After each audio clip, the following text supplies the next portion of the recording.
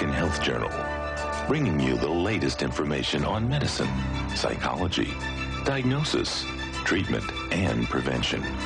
Major medical advances are made each week, and each week the American Health Journal keeps you up to date.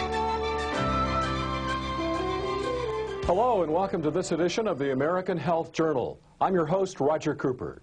Today's program offers the newest information to improve the quality of your life. First up, a special report on a breakthrough in heart disease prevention. We'll speak with a Nobel Prize-winning researcher about how to improve your heart health. Then, when disaster strikes, will we be ready? A look at how emergency departments get ready to handle anything that happens. Also, advancements in technology make possible more accurate diagnosis of infants who have a suspected heart deformity. Later, a technologically advanced method for delivering radiation treatment for cancer that targets the tumor with more accuracy. And finally, a discussion of migraine headaches, a real problem for millions of Americans. Now on the American Health Journal. An amazing discovery has proven vital to cardiovascular health: nitric oxide. Our executive producer, Roland Perez, interviewed the winner of the 1998 Nobel Prize in Medicine on this recent discovery. At the David Geffen School of Medicine at UCLA, I had the opportunity to interview Dr. Louis Ignarro. Dr. Ignarro won the Nobel Prize in Medicine for his research into nitric oxide. And now he's using nitric oxide in exciting new treatments for heart disease that produce instant and dramatic results that may lower blood pressure and even reduce cardiac disease. Nitric oxide was a molecule I wasn't studying until the late 1970s.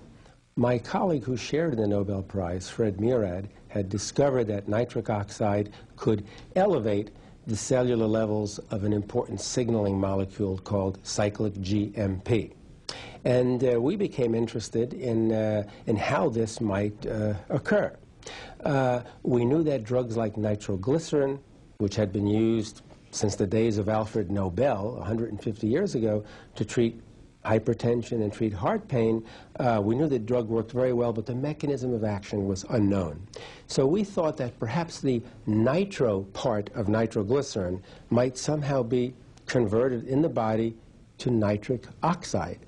And so we did some key experiments, and we showed that nitroglycerin can be metabolized, if you will, to nitric oxide in the smooth muscle of the arteries. And we then showed that nitric oxide was the active principle responsible for the vasodilating action of the nitroglycerin. So this is how we first started to look at NO, because we suspected nitroglycerin might work through a nitric oxide mechanism.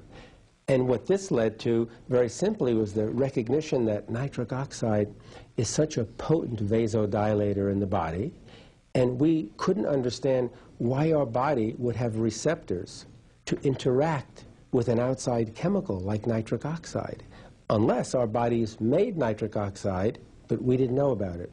So we set out on a 5-year project. It turned out to be 5 years to try to find and isolate a nitric oxide-like substance in the body. And that's when we discovered that the arteries, the endothelial cells of the arteries, actually make nitric oxide, the same nitric oxide that's generated from nitroglycerin. Once we meaning the scientific community, appreciated the protective effects of nitric oxide in the cardiovascular system, the question asked was, well, how can we stimulate our own nitric oxide production? So many drug companies set off, and they're still working on this, trying to develop prescription drugs for stimulating nitric oxide production.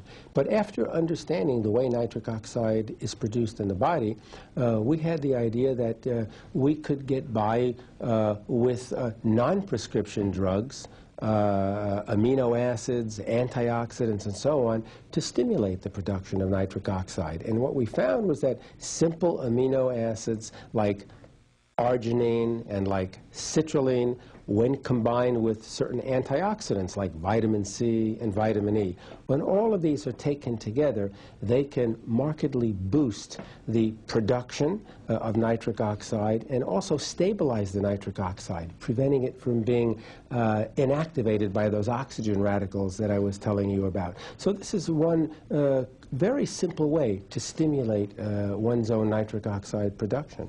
But there are other things one can do as well. For example, it's well appreciated in the past few years now that exercise is the body's principal way to increase nitric oxide production. When you're exercising, you have increased blood flow. Your heart is pumping the blood faster through the arteries. This increase in blood flow through the arteries stimulates nitric oxide production by the arteries.